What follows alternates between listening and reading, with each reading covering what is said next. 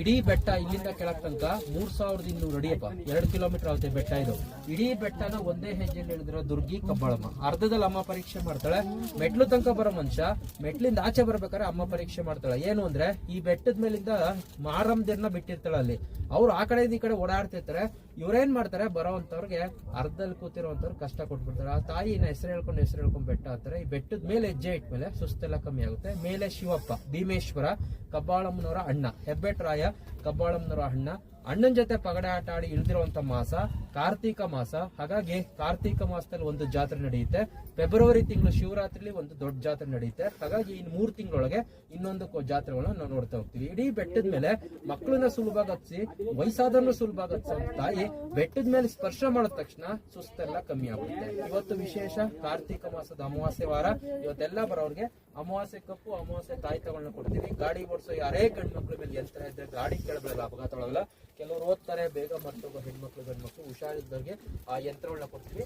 ಜೊತೆಲಿ ವಿಶೇಷ ಏನು ಅಂತಂದ್ರೆ, ಅಮ್ಮ ಬೆಟ್ಟದ ಮೇಲಿಂದ ನೋಡೋದ್ರಿಂದ, ಇಲ್ಲಿಂದ ನೋಡೋದ್ರಿಂದ ಅಮ್ಮನಿಗೆ ದೂರದೃಷ್ಟಿ ಜಾಸ್ತಿ ಅಪ್ಪ. ದೂರದಲ್ಲಿರೋ ವಸ್ತುಗಳು, ದೂರದಲ್ಲಿರೋ ಜನನ್ನ ಬೆಟ್ಟದ ಮೇಲೆ ಕೆಳಗಡೆ ಕರ್ಸ್ಕೊಂತ ಹೋಗ್ತಾಳೆ.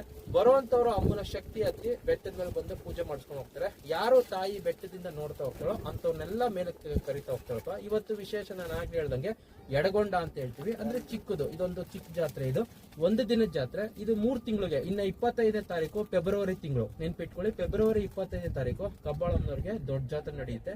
25ರಿಂದ 1 ವಾರಗಳ ಕಾಲ ಕಬ್ಬಾಳಮ್ಮನವ್ರ ಜಾತ್ರೆ ನಡೆಯುತ್ತೆ. ಇವತ್ತಿನ ದಿನ ವಿಶೇಷ ಅಮಾವಾಸ್ಯೆ ವಾರ ಆದ್ರಿಂದ ಈ ದೃಷ್ಟಿ ಯಂತ್ರ, ದೃಷ್ಟಿ ಕಪ್ನ ಕೊಡ್ತೀವಿ. ಅಮ್ಮನ ಲಕ್ಷ್ಮಿ ಕಾಯಿನ್, ಪರ್ಸು, ಬೀರು, ಬ್ಯಾಗ್ಗಳು ಇಟ್ಕೋಬಹುದು.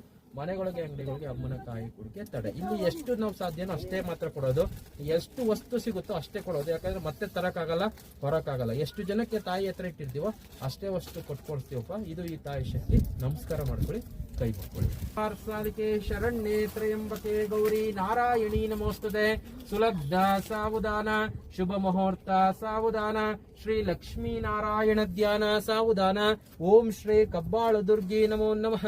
ನಮಸ್ತೆಸ್ತು ಮಹಾಮಾಯೇ ಶ್ರೀ ಪೀಠೇಶ್ವರ ಪೂಜಿತೆ ಶಂಖ ಚಕ್ರ ಗದಾಹಸ್ತೆ ಮಹಾಲಕ್ಷ್ಮೀ ನಮೋಸ್ತುತೆ. ನಮಸ್ತೆ ಗರುಡಾದ್ವಿಜರೋಡೆ